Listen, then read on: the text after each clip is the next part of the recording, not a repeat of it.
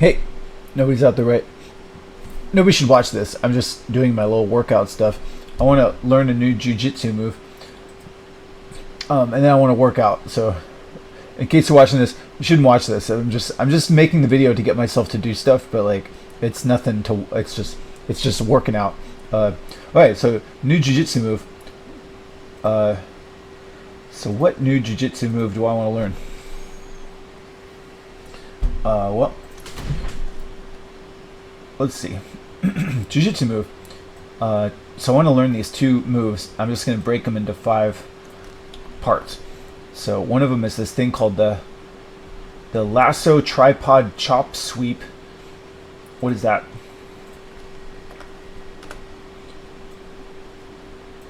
Paris and Nicole are reuniting for their next big endeavor. We decided to turn our... Now, So I'm going to just break this into steps. On my side so I can chop his leg here. So basically no one should watch this. It's left side lasso. Left side lasso.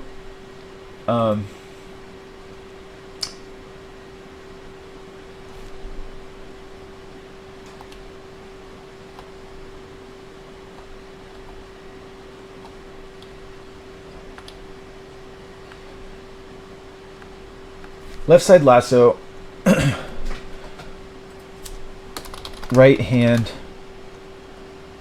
to their left, right hand to their left leg. Chop his leg here. I chop his leg.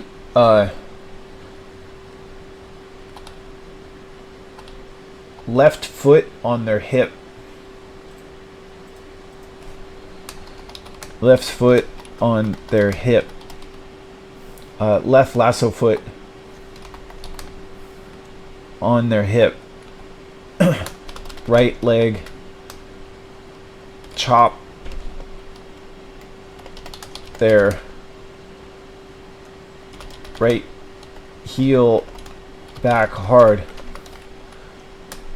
Left foot push them over backward at same time. Right hand pull their left leg also. Alright, so that's this thing. That's the lasso tripod chop sweep. I'm gonna try that today. Here. I chop his leg. Keep grips, get to mount immediately after.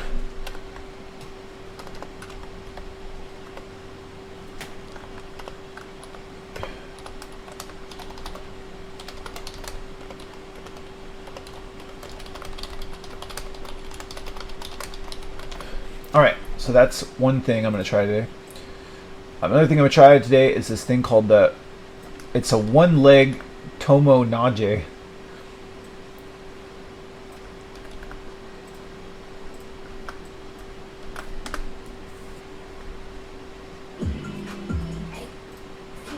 Very basic.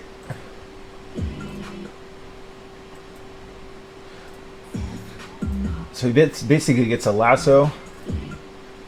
Really simply, he just gets a lasso, and then he takes the lasso foot and puts it under their right leg. So that really would only work if they have their right leg up. So I'm gonna say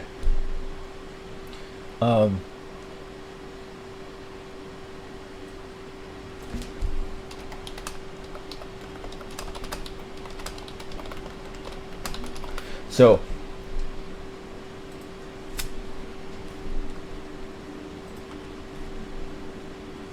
what am I doing? All right, so if they have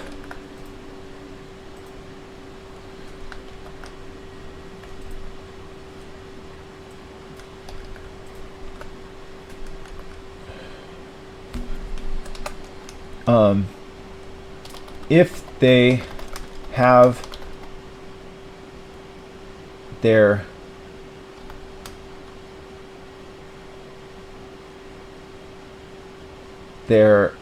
leg opposite their leg up, that's opposite my lasso grip, try this. So if I have a lasso grip, if the opposite leg, if the opposite leg to my lasso grip is up with this foot up flat on the ground, I just want to take the lasso foot and put it underneath their thigh, and then I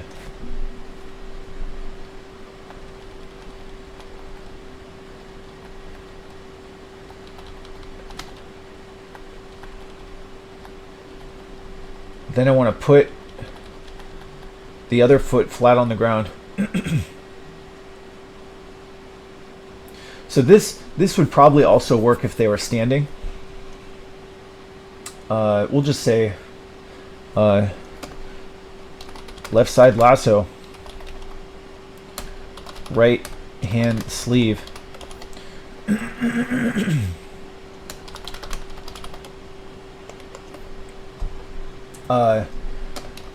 Left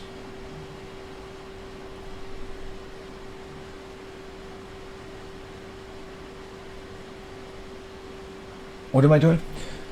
Basically left leg, left. What are we doing, Sean? Basically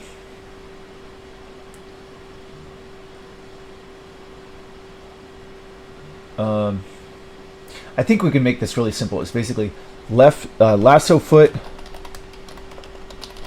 under their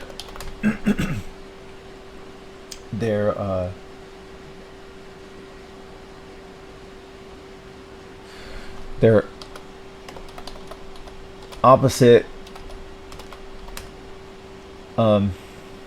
back of upper thigh, just basically de la riva. Lasso foot, we'll call it de la riva, but it's really a reverse de la riva. We'll just call it de la riva under opposite leg, or same leg, or crotch. Yeah, but you don't want to put it directly under the crotch, really. What else? Then right foot flat on the ground for leverage.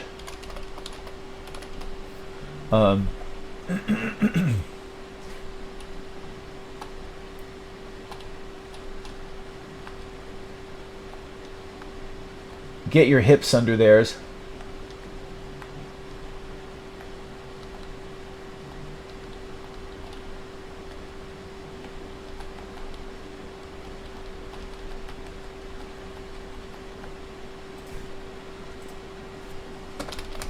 Get your hips under theirs. Get your hips kinda under theirs. And then pull their sleeve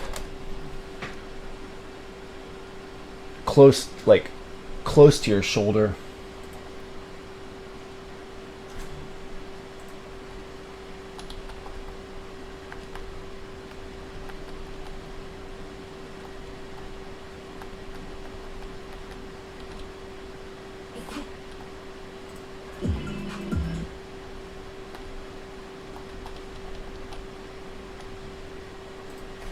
Pull their sleeve kind of close to your shoulder. Flip them over. That's the gist of it. Okay. This is a similar thing. Let me ask, how would your life change if you were making an extra 10K with your own online fitness business? Your elbow high so that you can pull your partner. So he's doing the same thing. He gets a lasso, If you pull your partner into and then he gets opposite leg de la riva. you, you end up drawing them down. Instead, we really want to take our partner out overhead.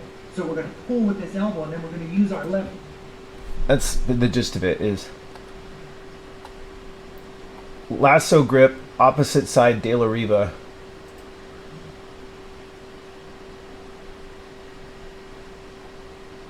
Okay, so it's try this. I'll say try this if you can get your lasso foot under their opposite thigh, kneeling or standing. It's basically get the lasso. You basically just put the lasso foot under their opposite thigh. I think that's really, yeah. You don't really want it under their crotch. We'll just say under their opposite thigh, upper thigh. Right foot flat on the ground for leverage. Get hips kind of under theirs. Pull them. Pull their posture over. Pull their posture over from their sleeve or their upper lapel is even better. Right, so that's just of it. All right, so what are we doing? Okay, so these are the two things I want to practice today.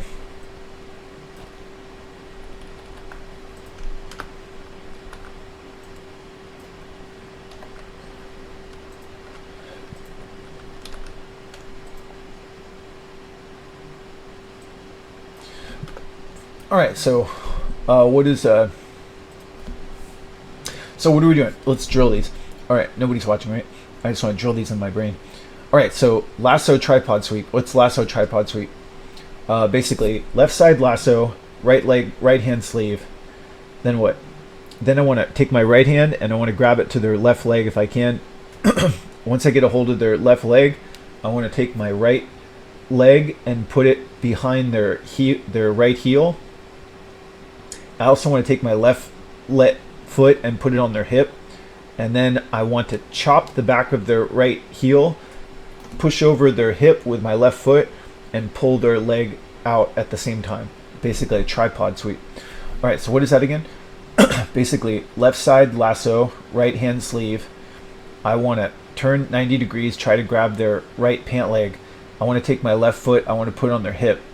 I want to take my right foot, put it behind their right heel. Then I want to chop the right heel, push back their hip with my left foot on their hip, and pull back their left leg at the same time to push them over as a tripod sweep. One more time. Left side lasso, right hand sleeve, turn 90 degrees, grab their right, or spider puppet them, grab their right leg somehow, their left leg somehow. Once I do that, I want to take my right foot, put it behind their heel. I want to take my left foot, put it on their hip. I want to push back their hip. I want to chop their right heel, and I want to pull back their left leg with my right hand at the same time to push them over as a tripod sweep. All right, so we got the conceptual. Do it in the physical really quick. But actually, I want to remember the other one first. So what's the other one? The other one is De La Riva, kind of like a De La Riva Tomo Nage from kneeling or standing. Okay, so what is that? So basically, same thing. Left side lasso grip, right side grab their sleeve. If I can access their thigh that's opposite my lasso grip, I want to take that lasso foot and put it under their opposite thigh. That would work if they were kneeling and they had their other leg up and their other foot flat on the ground, or if they were standing, it can work also. So if I can get my lasso foot under their opposite upper leg or under their crotch, I should be able to then put my non-lasso foot flat on the ground for leverage, and then load my hips underneath their hips, and then pull their upper body down towards my shoulder, either by grabbing their upper lapel or grabbing their sleeve. And so that's it. It's basically flipping them over. I should ideally dump them to the side, not over my head. All right, so what's one? Lasso grip. So this is we'll call it the one-leg tomo nage. One-leg tomo nage from kneeling or standing. What is it? Basically, left side lasso grip, right side grab their sleeve. I want to take my left foot and put it under their left thigh if I can access it. This is good if they have their left foot flat on the ground. Then what? I want to take my left lasso foot, put it under their opposite left upper thigh. Then what? I want to put my non-lasso foot flat on the ground for leverage. Then what? I want to load my hips underneath their hips. Then what? I want to grab their lapel or sleeve and pull it towards my chest to break their posture. Basically, I just want to break their posture. And then when I break the posture, lift with my foot, lift with my lasso foot, push off with my other foot, and flip them over, ideally dump them to the side. One more time. What is this? One leg tomo nage from lasso, from kneeling or standing. What is it again? All right, so left side lasso, right side grab their sleeve. I want to take my lasso foot and see if I can get underneath their opposite side upper thigh or crotch. What's next? I want to put my other foot flat on the ground for leverage.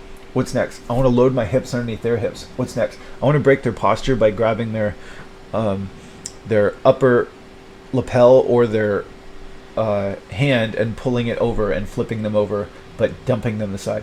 Okay, so we got a conceptual. Take it to physical. Then I'll try it in the wild. Yeah.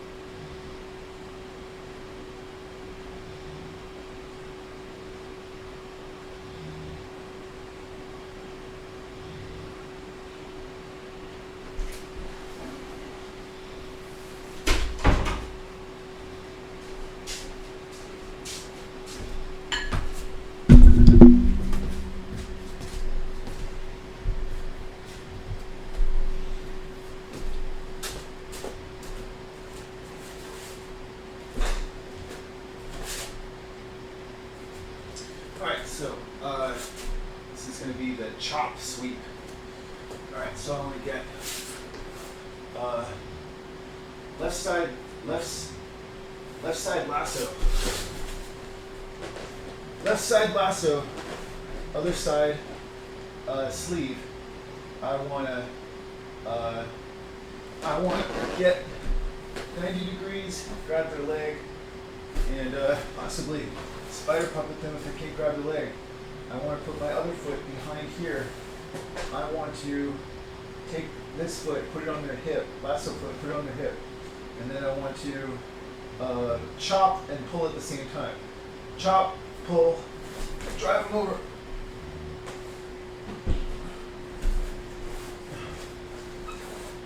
Alright, what's the other thing? So I want to do lasso foot. Lasso foot. I want to get the lasso foot underneath their opposite thigh if I can, or crotch. And then I want to put my foot on the ground for leverage. And then I want to load my hips underneath their hips. Load my hips underneath their hips. Grab their lapel and grab the lapel, lasso foot for leverage, and flip them over basically.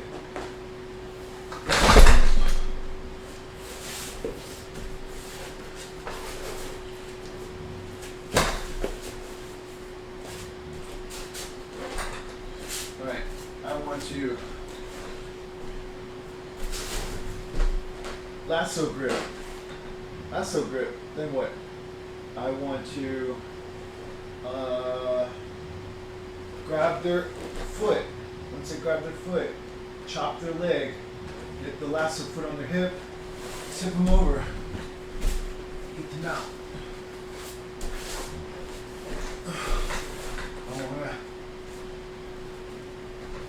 Lasso foot, De La Riva grip, foot flat on the ground, get my hips under there, break posture, flip them over.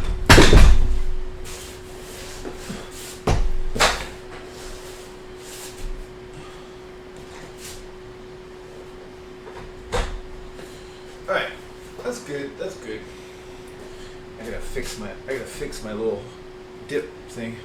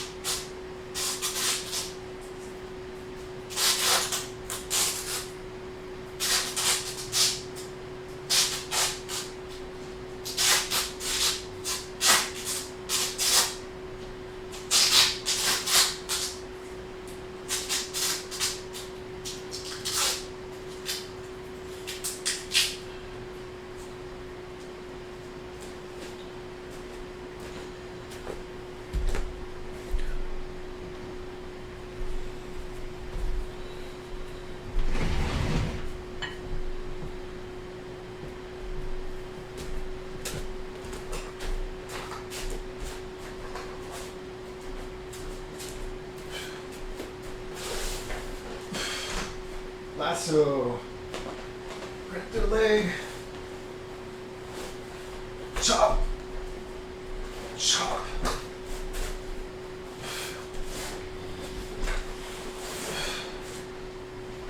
Lasso, get their leg, chop.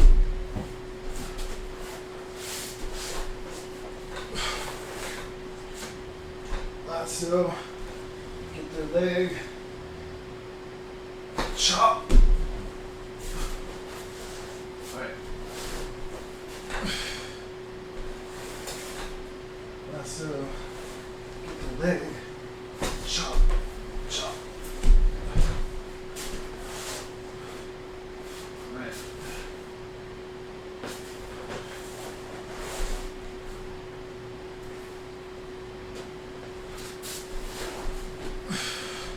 Lasso, De La Riva. Over.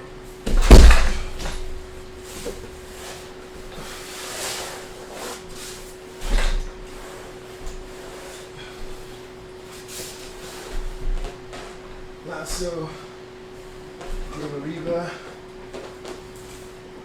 Load my hips.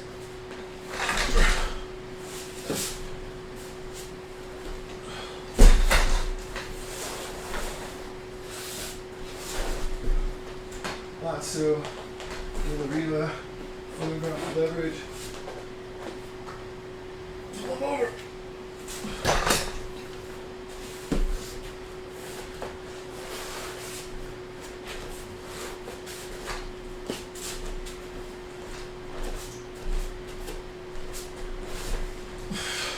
Lasso, De La Riva, go for leverage, pull them over.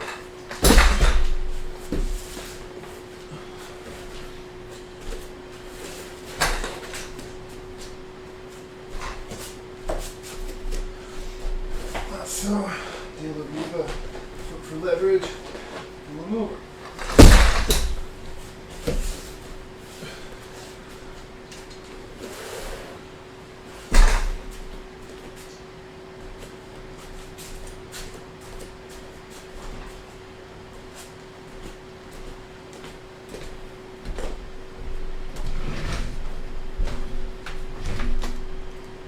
Let's call this lasso,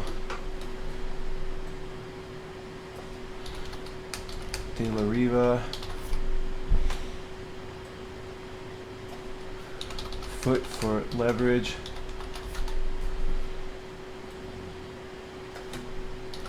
pull them over. That's it. Why have more steps? Keep it simple. Okay. Alright, so now I want to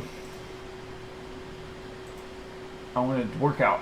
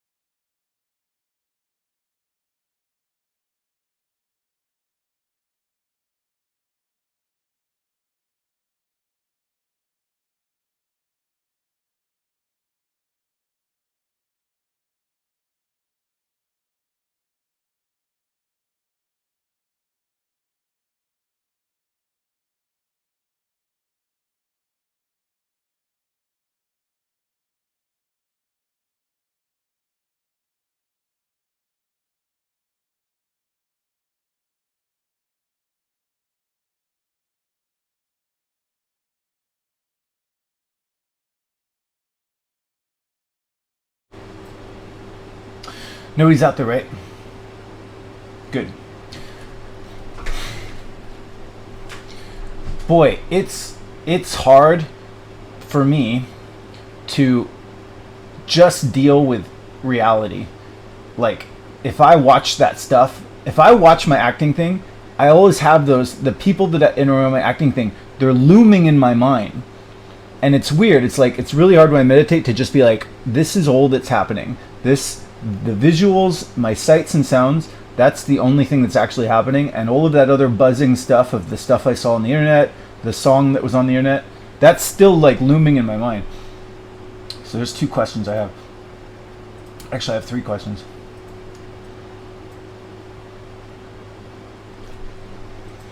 Is it hard for a lot of people, if they're meditating or something similar, to just focus on reality, just deal with the boring sights and sounds that are actually confronting them in reality, and not think about the music that they had in their head, or the song in their head, or the some people that are looming in their mind, or some sort of plans or movie quotes or something?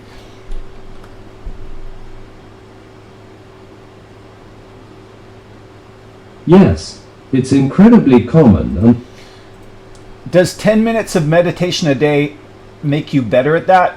Like, diminishing that imagined looming chatter, imagination stuff?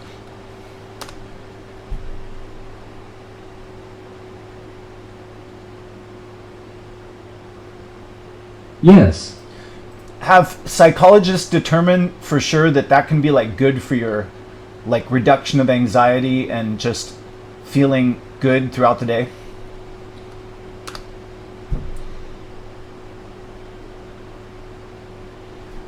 yes, psychologists have extensively researched the benefits of meditation and consistently found strong evidence. No one cares, right? But just for the record, I have this weird idea that like if I can do that, if I can just sort of like tune out the stuff, the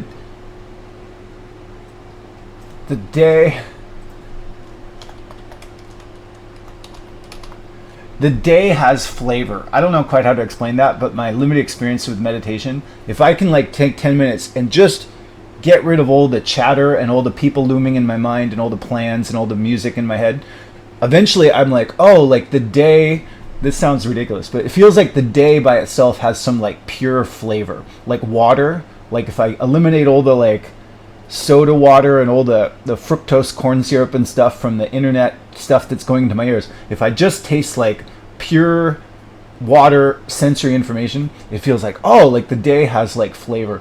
And I seem to remember that as a kid. When I was a kid, it seemed like the days had like more flavor. Is there a psychological phenomenon where if I practice meditation and I just tune into the actual real sights and sounds that are coming into my eyes and eliminate the chatter and music from my head, that the day, each day kind of has like a flavor in itself that kind of changes throughout the day?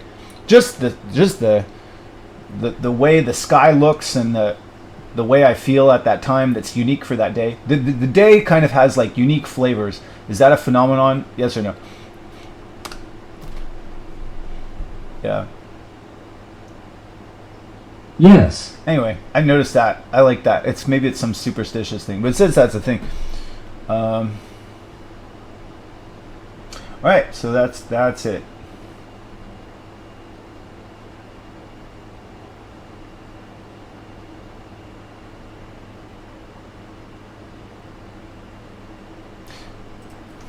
Have psychologists determined that like some people, like maybe if they're like a professional actor or something like that, they might have something called presence, which means that they tend to loom in your mind more. If that's a real phenomenon, has it been determined by data that like some people have like just more presence for some reason? There's something about their face or something like that that just makes them loom in people's minds afterwards.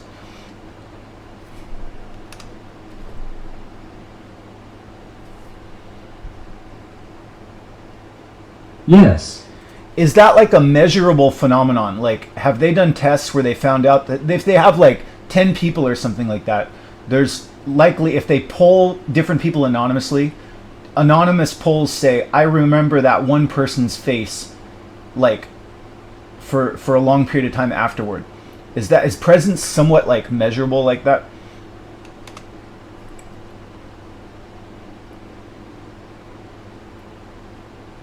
Yes, there's some evidence that presence can be measured, though it's a complex and multifaceted phenomenon.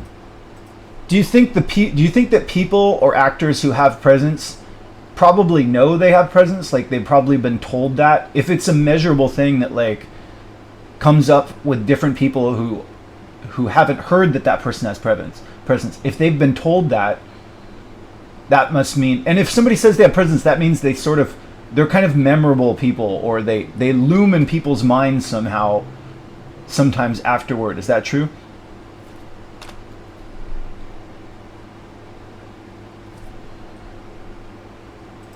You're touching upon a Can you answer yes or no to my previous question?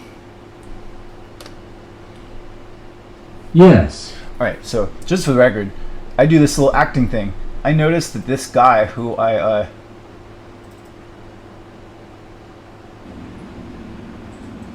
he's funny. This guy who's I guess he's the coach of the acting class. He has presence. The other guys in the class, they don't stick in. For some reason, this guy's head, it looms in my mind afterwards.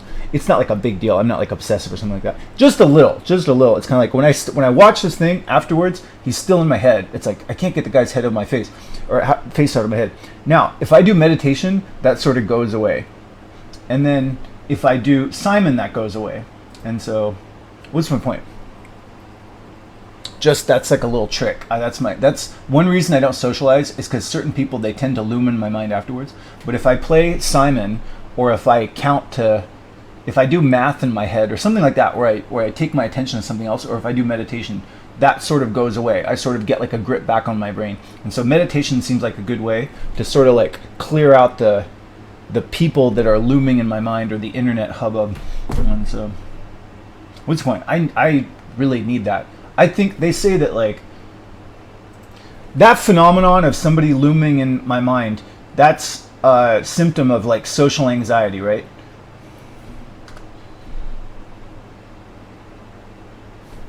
No, looming in the mind. All right. Well, anyway, I have that. So that's if I socialize, if I want to just get a grip on my brain afterwards, if I just play Simon, or if I just meditate for like 5 or 10 minutes, I have like a grip on my brain again.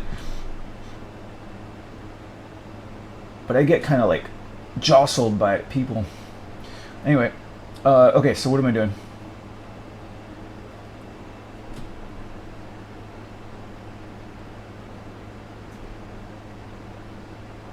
So, I don't imagine anybody's watching this, but if no one's watching this, then it doesn't matter what I say.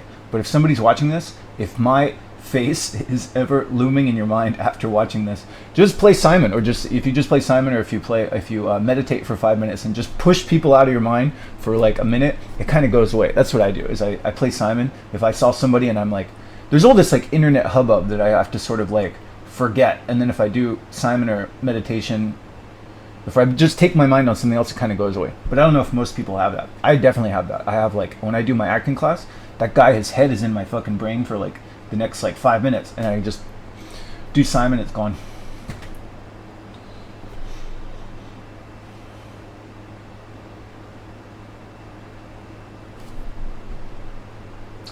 You're not in anybody's mind, Sean. No one's thinking about you. Good. That's what I want.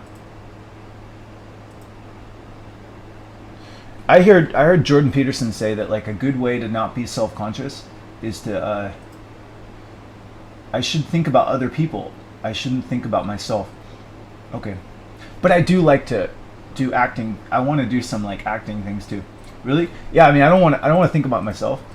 I want to think about the story that I'm doing. But I definitely like I definitely want to be I want to be perceived. Really? I don't know why. I want to feel like I exist. I want to be perceived. You got to do something, Sean. You got to do something worthy of being perceived. I know. I'll try it. I want to get better at improv acting, and I want to get better at like staying in the moment. What is staying in the moment? Basically just committing to the next thing that the world is nudging me to say or do. It's hard to do. Can you do that, Sean? Yeah. Anyway, I don't want to waste people's time. I'm not really good at this, so no one's watching, right? No one's watching my nonsense. All right, so I'm going to make a habit of, I'm going to play Simon, not now.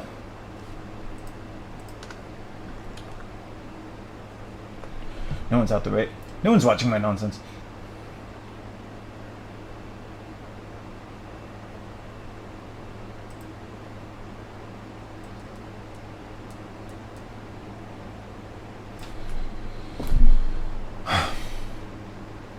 Okay, what am I doing? Okay, so my goal is to basically just commit to whatever the world is nudging me to say or do, except racism, sexism, misogyny, homophobia. All right.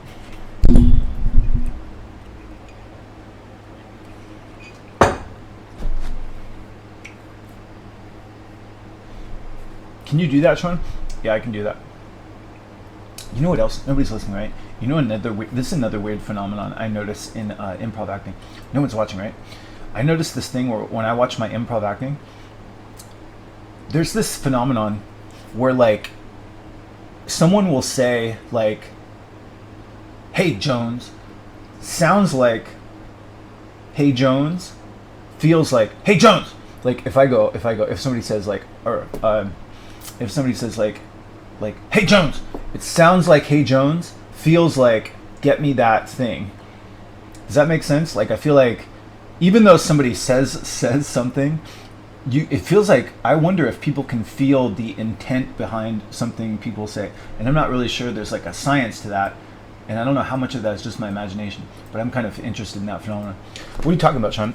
Well, nobody's listening, right? But in my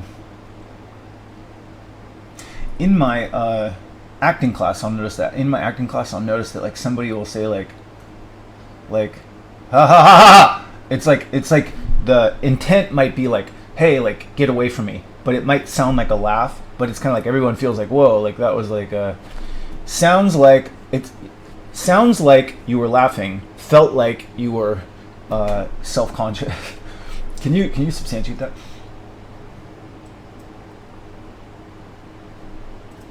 Is there a phenomenon where even if what you say sounds like the words that mean one thing, the tone and the body language might very obviously communicate something completely different?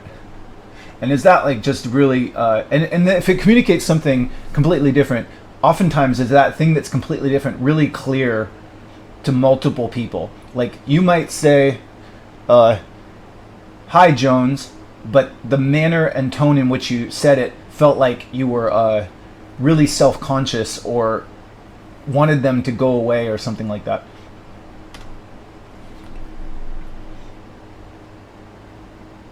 Yes, there's a well-recognized phenomenon where the tone of Anyway, that's weird. That's a weird thing. It's like sounds like "Hello Jones," felt like "Get the fuck away from me, Jones." That's like, I'll hear somebody else do that and they'll be like, "Dude, they sounded, what they said was nice. What it felt like was not so nice." It's weird. It's weird. And then the other thing I wonder is like, are some people just way more adept at telling that stuff? Then like, are there some people just way more adept at feeling out the intent of something than other people?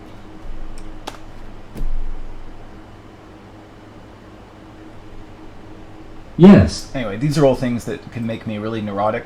I just have to be like, whatever, who knows. That's another weird phenomenon about all this. Nobody's listening, right? Another weird phenomenon about socialization is I cannot control somebody's perception no matter what. That's a weird idea, is that like, no matter what I try, even if I tried to have like the best of intentions, somebody's going to perceive something I do as negative, even if I wasn't meaning that. They're going to misinterpret some of my intentions, pretty much guaranteed, if I talk long enough. And then I'm going to misinterpret some of their perceptions. So I should basically like, if I want to deal with, I would love to just kind of drill that into my head, is basically, that's a good way to sort of not be neurotic. If I want to deal with people it would be cool to just basically say, no matter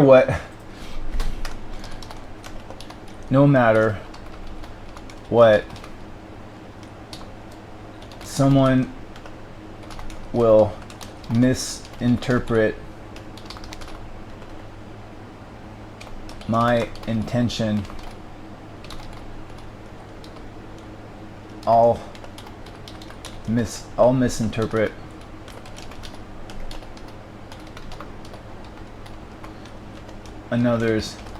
I'll misinterpret someone's intent.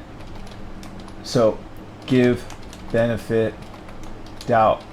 What does that mean? So basically, like, yeah, no matter how hard I try, somebody's gonna say like, oh, like he was being a jerk there, or he thought that I was bad somehow. I'll be like, well, I didn't mean that. I didn't even. They'll misinterpret that. They think that I meant didn't even mean that.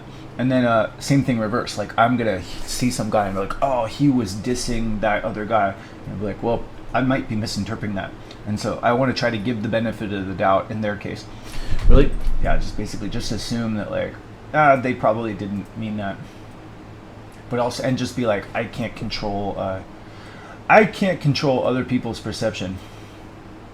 Really? Yeah, not totally. I can try, but I mean, I can try to be like nice, but somebody might be like, hey, you were judging me. It's like, I wasn't thinking that at all. But they might think that no matter what. Really, I just cannot control people, but I can, you know what I figure out is, like, even if there's like a negative thing, I can then counter it with more positive stuff. Yeah, can't control the occasional negative things brings up. Just try to keep going, do more positive stuff. Okay, sounds good, Sean. All right, so let's do fucking, I just want to commit to a character. So basically, I register emotions. I just want to register different emotions. That's my whole goal. Okay, I want to do a male character and a female character. My goal is to just commit to whatever the world nudges me to say. I want to relax my shoulders. I want to look into the camera the whole time. I want to register emotions. And then I want to commit to anything except racism, homophobia, sexism. I also should really avoid violence. I noticed that I tend to bring up violence a lot. I think if you bring up violence, it's a way of to assert superiority or dominate. Can you substantiate that? Is there a tendency with people who are socially phobic or nervous in some sort of like dialogue or conversation to just sort of mention something about their ability to do violence? That's like a little a way to potentially intimidate or feel more free. Like if I'm talking with somebody and I casually mention like, I do jujitsu, or I'll beat that guy up if they do that. To sort of mention that I do violence is sort of a way to feel more free in sort of a possibly low-key bullying way.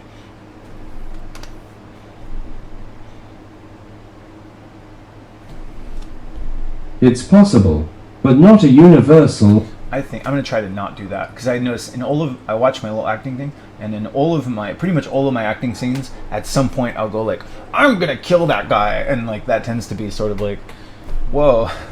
I'll be like, I'll just shoot them all. It's like, why are you doing that? Why are you just like, or like, I do jujitsu. Why are you saying that? Are you trying to intimidate? Are you trying to feel more strong? I don't know, probably. But anyway, I'd like to like not do that. So let's try to do that. Let's try not to just go right to some violent thing. Okay, sounds good. All right, so male, female character. What's happy? Happy's jumping up and down like that. What's sad? Hands and face. What's shock? Oh. What's fear? Ah. What's disgust? Ah. What's anger? I'm fucking angry. All right, ready? Action. Hey, I'm cutting down some trees because there's too many trees in this forest, and I need some wood to burn in my little cabin because I'm cold. Vladimir Putin, he cut off the power to our little cabin, and I have to stay warm in my little hut, and I have to take care of my little baby. Oh, hey, I'm a big woodcutter, and I don't do violence, but oh my God, look at that! Your baby's all naked. Your baby really needs like a shawl. Here, I'll cover your little baby in a shawl. Oh my God, look at the little baby. He doesn't have any sort of toys or anything like that. Here, why don't you take this flashlight? Fuck you! Don't give him a fucking flashlight. You give him a real goddamn toy. Here, you give him this. You give him that little. Oh, hey, it's a rubber bullet. It's a rubber bullet. This rubber bullet is not used for violence or anything bad. Hey! Alright, hey, here, would you like to play with a little rubber bullet?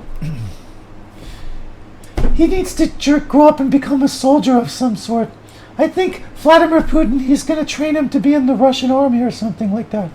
Oh, maybe you can help us defend our little baby from Vladimir Putin. I'm worried that they're going to draft him. They're going to draft him in the army. Vladimir Putin is such an asshole. He's drafting little kids now into the army. That fucking Vladimir Putin, he's gone too far. He's drafting little kids. That's just not good. I'm just going to load up some guns, and I'm not going to do anything violent, but I'm going to protect this fort with fake guns. Do you have any like wood or something like that? I can carve some things that look like some fake guns. No, I just don't think that... Oh, wait, yeah, we do have a lot of wood. Hey, look, here's a blueprint of a gun. Do you want to make a little blueprint of a fake gun? Oh, yeah, hey, cool, I'll take the little blueprint of the gun. I'll cut it out. Hey, look at that. It looks like a rifle. Oh, man, I don't think it looks like a convincing rifle. I don't really have a lot of artistic talent. Can you scrub it and, file it down and make it look like a more convincing rifle? I'm a woman. I will not dirty up my hands doing that. You scrub it. All right, no problem. I'll scrub the gun. I'll polish it up. There. Yeah, that looks like a good M16. Do you think that looks like a M16, right? No, it doesn't really look convincing. I just don't think we're going to be able to fend off Vladimir Putin. He's going to bring over his little army of scoundrels, and they're going to draft my little baby. Oh my God. My baby is going to get drafted into the Russian army. He's going to get killed in Ukraine. Putin, he doesn't even care. He doesn't even care. Oh, hey, look at this. This looks like a grenade. This looks just like a grenade, doesn't it? I don't really think it looks... I've never seen a grenade before. I guess it probably looks like a grenade. We're going to put these little grenades all over the place, and we're going to make sure that nobody comes in here and tries to steal your baby. Hey, look at that. Hey, here comes Vladimir Putin's soldiers. Let's see if it works. This is going to be great. Oh no, the soldiers, they're going to come. They're going to take my baby. Oh my God. Don't take my... You have to prevent them. Hey, no, it's okay. It's okay. They see the grenades. They're going away. Oh God, they're bringing in like a big fat guy. A big fat guy with like a saw or something like that. I think he's probably gonna saw your baby in half. I'm really sure that he's gonna saw your baby's stomach open. He's not gonna saw my baby's stomach open because I'm gonna, I planted a little trap for him to fall into. There's a little tiger in like a little box down there. Oh, he fell into the little box. The fat man with the axe, he's getting chewed up by our lion. I'm sorry, fat man. I know you didn't mean to work for Vladimir Putin, but I have to protect my baby. I'm sorry, Mr. Fat Man. Oh, you have a lot of meat. You're going to feed my lion for a very long time. Oh, God, look at all the blood. I should take a video of this. You deserved it, you fat bastard. You could just get eaten by the lion. Hey, see? All the other soldiers went away. It worked. Your lion trap worked out really good. Oh God, I'm so sorry. I'm so sorry. I didn't really want the guy to die. He was probably just put up to it by Vladimir Putin. I didn't mean it. Oh. Maybe I can use some of this blood to cook my meat. So she takes a lot of the blood and she cooks meat, and she sells the blood to lots of different people, and she invents a blood drink store that becomes very popular in Russia forever after. But she doesn't really label it as blood. She calls it like a magic drink, and Lots of people like our magic drink, and they don't even know that it's blood, but they think there's just something really nourishing and fortifying about this drink, and they really enjoy it and they love it. Yay! All right. What's the moral of the story, Sean?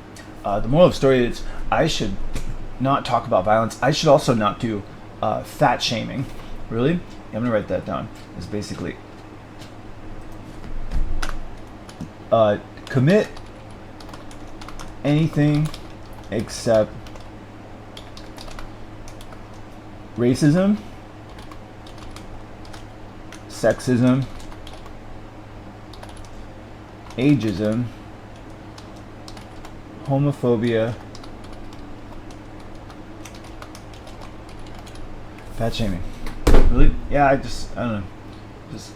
I always go to violence. There's some temptation where it's like I feel like things are boring and I gotta say like violence. Talk about some like violence, blood, guts, zombies, or things like. It's kind of like too easy to just go right to violence. Anyway, live and learn.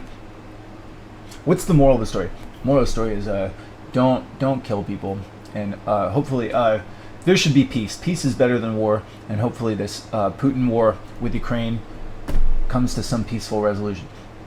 Yeah, that's a good moral. All right.